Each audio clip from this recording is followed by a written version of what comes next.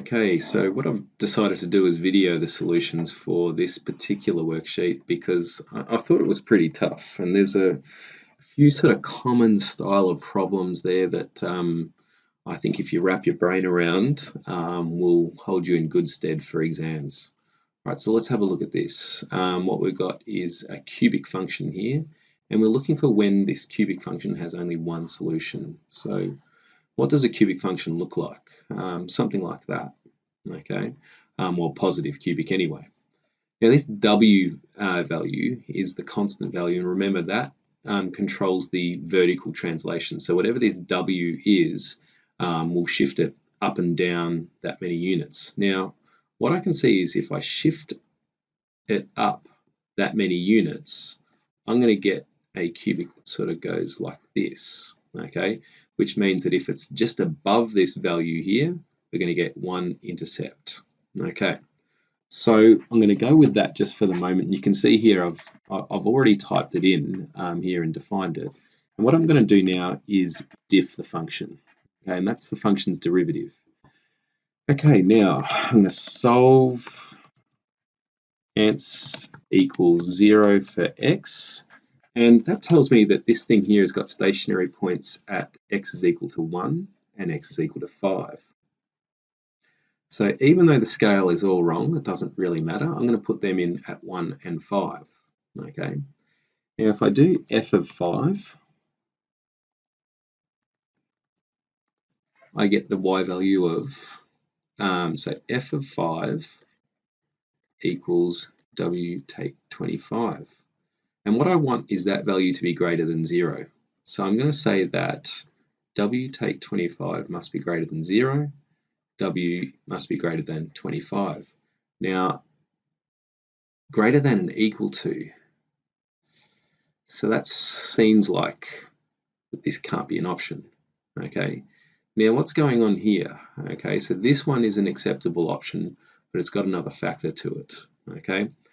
And the reason that that's a factor is we've also got to consider actually lowering this one down. So if you imagine what's going to happen here, is if I lower it down, it's going to kind of hit its head there, come back up and cut through here and also give us one intercept there. So the other thing I'm going to do with this is go f of 1, f of exclamation mark, f of 1 is w plus 7.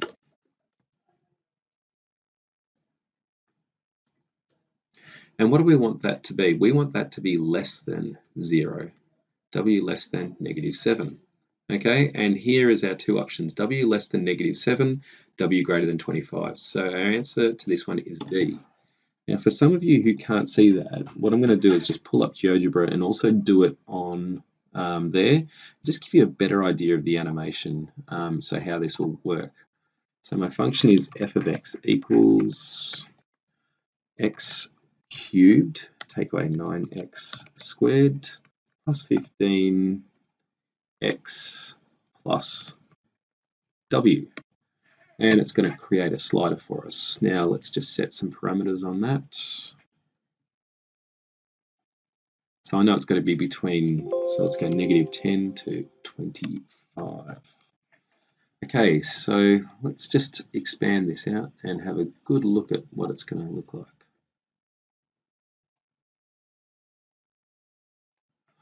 Okay, so as I move this, notice that what happens is as I change or vary this W value, essentially this thing just moves up or down. I'm just going to zoom out a little bit more so you can see. Okay, so as it moves up or down, we get those differing values there. Okay, so you can see there 25 is the cap point there, and what it does is it hits the x-axis. Actually, let's just send it up a little bit further. Object is, let's just send it up to 27. So just a little bit higher. Okay, and what you'll see is as I move it up to 27, we get that 1x intercept. So when it goes higher than 25, it pulls that thing up just high enough so that I only get 1x intercept. But remember, if it goes down, have a look at it as it comes down. We've got now 3x intercepts, and I'm going to go below negative 7. So negative 7 will be bang on. Let's get this animation right. Bang on, below -7, and I get just that 1x intercept there. So as I pull below, 1x intercept as well. So that's how we do problems like that, is you've got to kind of visualize it, and make sure you consider moving both ways, both up and down. Okay, but VCAR were nice there. They tried to sort of give me something else on that one there and say, hey, it's less than an equal to or less than an equal to, which means that there's got to be something going on there. Okay, so question 2. Look at a cubic function here. And so again, cubics can take many forms: inflection, that, or that. So we got some variety there. Graph of the derivative function crosses the x-axis at 2, 0. So let's just draw it. So this is f dash versus x, crosses the axes at 2 and -3. Maximum value of the derivative is 10. Okay, so f of x is a cubic function, which means f dash must be a quadratic function. If it has a maximum value, it's got to be a quadratic function that sort of goes like this, right? So 10, okay? So now what? Okay, if that's f dash, let's consider what the original function must have looked like, okay? So what we've got here is, if this is a 0 point on f dash, that must be a stationary point, okay? So somewhere along this line is a stationary point, okay? And at 2, somewhere along this line here at 2 is also a stationary point, okay? Now let's consider our gradients. What we've got here is, to produce this is saying I've got a negative gradient below -3. A negative gradient goes like that. So what I think is going to happen is it's going to come in on a negative gradient, it's going to turn to produce a 0 gradient, and then the gradient is going to be positive all the way to 2. Okay, so it's going to be positive all the way to 2 and come back down like that. Okay, so we've got a negative gradient, positive gradient, negative gradient, negative gradient, positive gradient, negative gradient.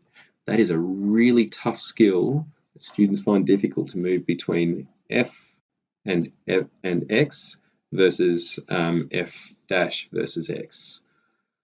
All right, so then it's going to have a local maximum. So the original function is going to have a local maximum here at 2. So our answer is B. Don't know what help the calc is going to be on that one there. I think that one can't be done really with the calc at all, but I might be mistaken. Okay, the cubic function that looks like this has no stationary points when. Okay, so stationary points is talking about f dash x. So that's going to be 3ax squared, take away 2bx plus c. And what we want is no stationary points.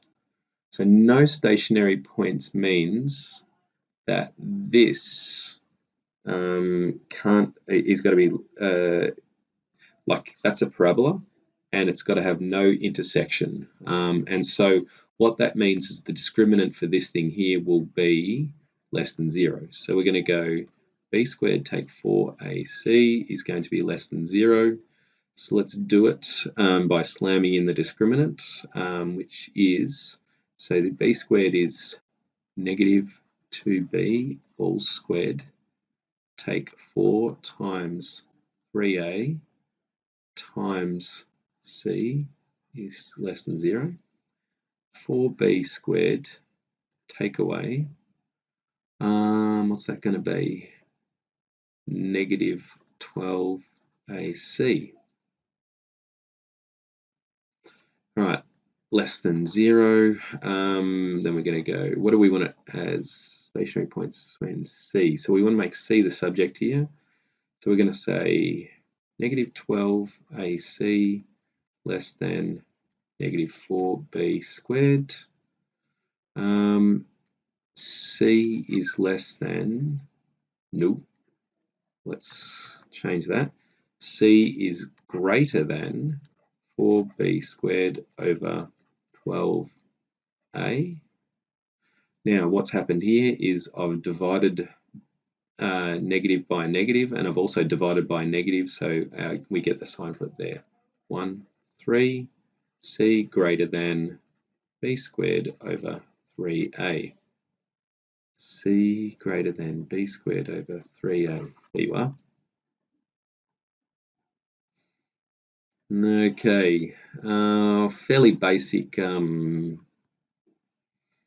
basic hyperbola sketch here. So we're going to go x is equal to -1, y is equal to 2.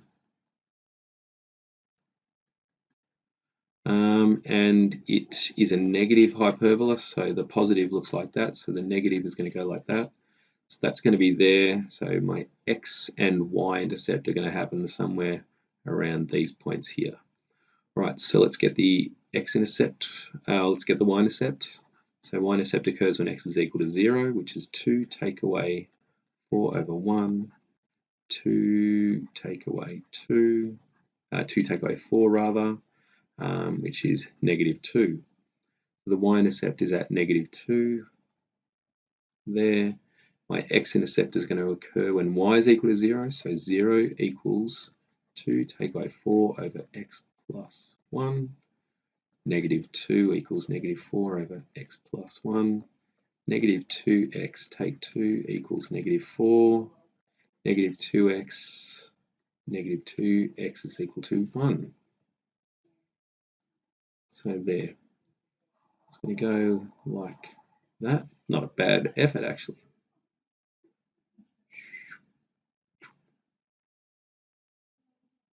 All right, there we go. 1, 0, 0, -2.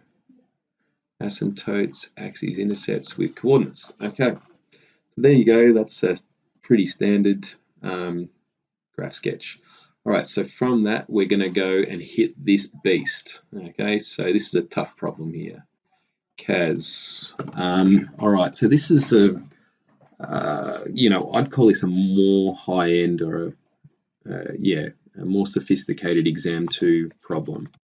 So we're looking at, on average, 30–40% of the state get these questions right.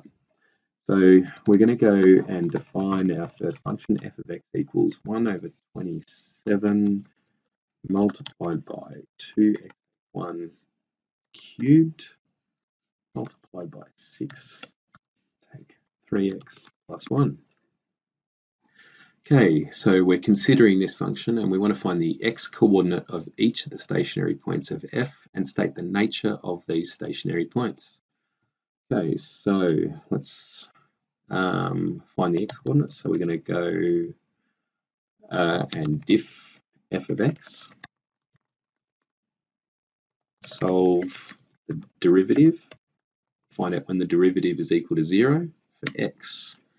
And so our x-coordinates are x is equal to 1 over 2 and x is equal to 13 over 8. Now, some people call this the x-ordinate, okay, x-ordinate rather than x-coordinate.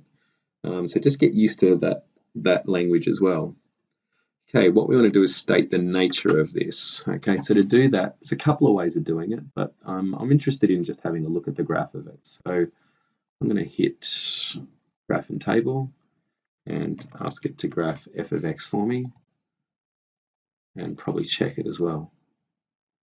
Okay, so what we can quickly see here is we've got an inflection followed by a maximum. Okay, so this first one here is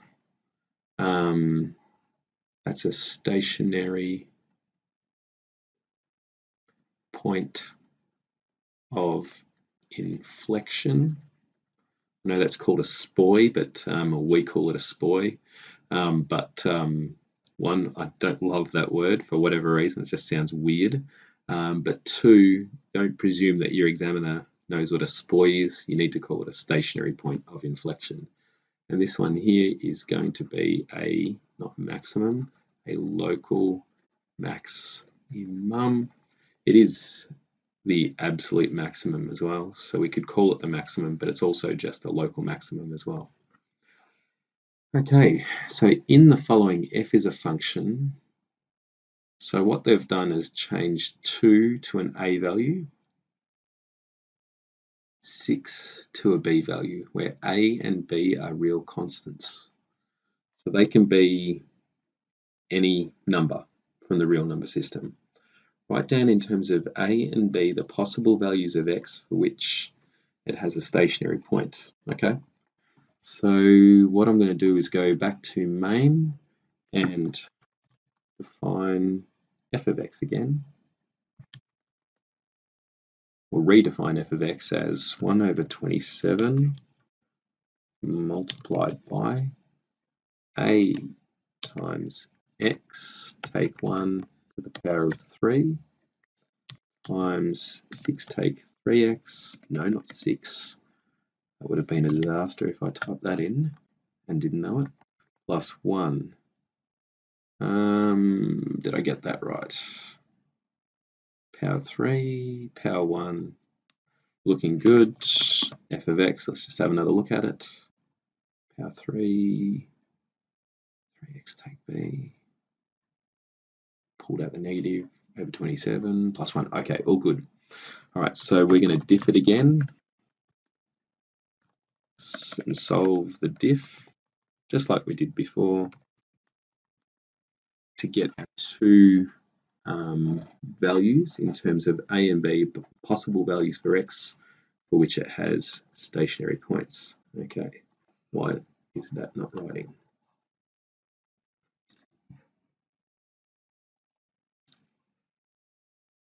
Okay, so x is b over 4 plus 1 over 4a, and x is equal to 1 over a. So there are two stationary points. All right, for what values of a does f have no stationary points? All right, starting to get a bit tricky here, and you've got to look at these solutions and kind of go, what will give us no stationary points? Well, let's have a look at what happens. What can't a be here? Well, what will make x like null and void? It's going to be if a is equal to 0, okay? Because what that will do is produce an undefined there. Then 1 over 4 times 0 is 0. That's 1 over 0, which is undefined, which means you can't add that together. So that will make both of them undefined. So a must be 0 to have no stationary points. And if we actually look at it, if I just have a look at my function, f of x with a equal 0, what I'm going to get is this thing here, which is simply a linear function. When I vary b there, it's just going to be a standard linear function. Okay, find a in terms of b if f has one stationary point. Okay, so this is hard. All right, so what that means is these are the two stationary points. If we're going to have one stationary point, it means that these two have to be the same value. Both the stationary points have to be exactly the same. So to do this, I'm going to go 1 over a is equal to b over 4 plus 1 over 4a. Okay, and we're doing a in terms of b. Okay, so again, we don't know what the stationary point actually is, but we just want to say that if it's got one stationary point, find a in terms of b. So that means we need to make a the subject. Right, so 1 over a, you could use a calc to do this, but it's probably going to take me longer to use the calc on it. A, b plus 1 over 4a. I've just found a common denominator of 4a there. Now, what am I going to do here? I'm going to multiply both sides by 4a. So that's going to give me 4 equals ab plus 1. 3 equals ab. What do I need to make the subject? A is equal to 3 over b. Okay, I've done that fairly quickly. Use a couple more steps on this line and the common denominator line if you feel you need to. Okay, getting harder. What's the maximum number of stationary points that f can have? Well, Varying A and B is not going to change the number of stationary points. It's still going to have 2 stationary points. That's always going to be an inflection, and that's always going to be maximum. It can have less than 2, but the maximum it's going to have is 2. So I believe that that's the answer. Let's just have a look at the graph. So to do this, what I'm going to do is graph f of x again, but I'm going to hit this second graph button. Now this is quite a handy feature here. Why is it not letting me do that? F of x is equal to that. Yep, cool. Just going to copy that and see if it prefers it pasted.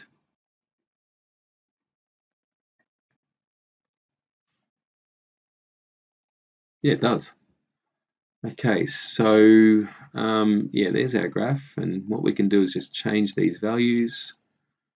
Okay, so we can see by varying A, got 2 stationary points, 2 stationary points, 2 stationary points. Yeah, it can have less than 2, but in varying B, that's not going to change scenario. So it's going to have a maximum of 2 stationary points. Okay, assume that there is a stationary point at 1, 1 and another stationary point at PP. Okay, so where are our stationary points? They're going to be at 1 over A and x equals B on 4 plus, what was it? 1 over 4A. So one of these is going to meet the bill or fit the requirements for this coordinate point here. Now, it could be this one or it could be this one. Now, which one do you think is the logical one to make? Well, it's this one here. So I'm going to say that A is equal to 1. Okay. Now, why is that? Well, if this is the case, then if A is equal to 1, X will be 1. Okay. So that's what I know has to be the case. What's our other stationary point? Well, that's, if I do f of p, that's going to give me p. Okay, so if I put p into the function, p is going to come out of the function. All right, so what are we going to do with this knowledge here? Well, let's actually do it. So I'm going to put p in and see what happens. So my function is this one here. So, how can I do this without having to scroll? Let's go and have a look at the calculator screen where I defined it. Okay, so it's going to be P equals 1 over 27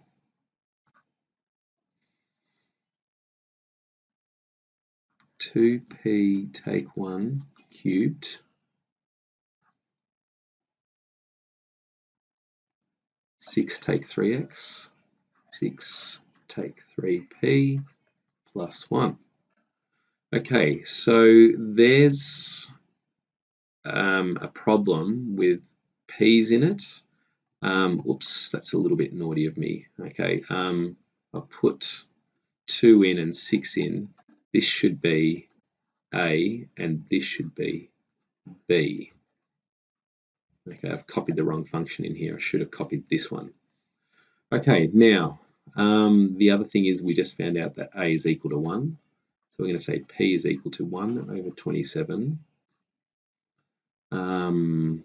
P take 1 cubed. B take 3P plus 1. Right, so I need to find the value of P, but there's a problem. I've got a B in it. Okay, now what else do I know? Well, I know that this is the other stationary point, and this stationary point occurs at P, or at X is equal to P. So what I'm going to do is say that this X is actually going to be P, the value or the X value of the stationary point is B on 4 plus 1 over 4A. And you notice here I've got P and B. an A, but I know what A is, so I'm going to say that P equals B over 4 plus a quarter. Okay, notice this. We've got two unknowns. There's one equation, two unknowns. There's my second equation. And so what I'm going to do now is hit the calc and just go, all right, let's use the template. Whoopsie.